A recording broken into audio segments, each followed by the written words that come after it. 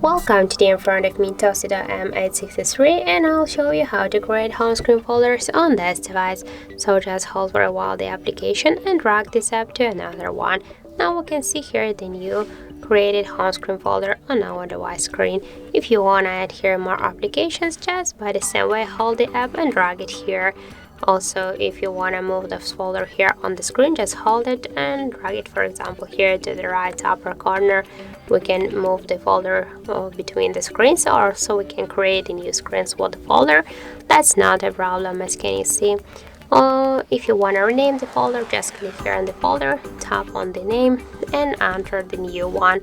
For example, the apps, then just click here to OK, and now we can see that this folder renamed successfully. If you want to remove some applications from this folder, just by the same way hold it and drag it here to the home screen if you want to stay with this app on the home screen. But if you want to remove this application from the folder and from the home screen, just hold it and drag it here to remove icon. But don't worry, you'll stay with this app here in apps menu. You'll remove it only from your device home screen. So that's it. Thank you for watching, and if you find this video helpful, don't forget to leave a like, comment and to subscribe our channel.